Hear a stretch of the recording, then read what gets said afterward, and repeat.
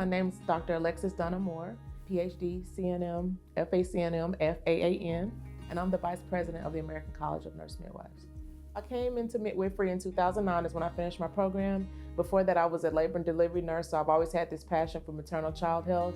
I was doing travel nursing, landed in Georgia, and that's when I discovered that there were modern-day midwives. So I decided to enroll in a midwifery program at the time, and it just kind of took off from there. When I was a student, I went to the national meeting, and at that time, I never felt identified with ACNM as a young Black midwife.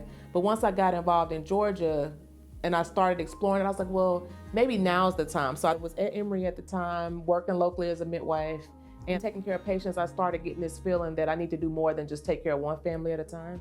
So I actually went back to school, like to do the PhD. And during that time, I got more involved in the academic setting, and a lot of the ACNM meetings were being held at the campus. And I was like, I probably should start to be more active in the affiliate at the time, just to understand what we do in service. And so I started attending affiliate meetings.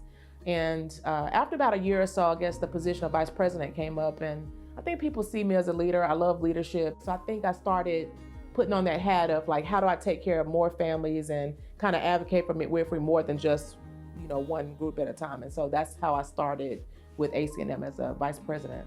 With the COVID pandemic and then things I was hearing about the state of the national organization, I thought it was a time to step in to serve.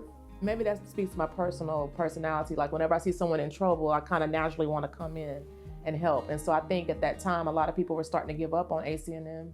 But I know that ACNM advocates for midwives in many ways, and that if we don't have a professional organization, we don't have that voice, whether that's about policy change or advocating for our practice, or we just wouldn't have a national organization. And for me, that just didn't sit well. This is my second year as the national vice president, but when I was in Georgia as that local chapter, I did that for 4 years, and I served on a couple of committees. So it was about 6 years of local service there.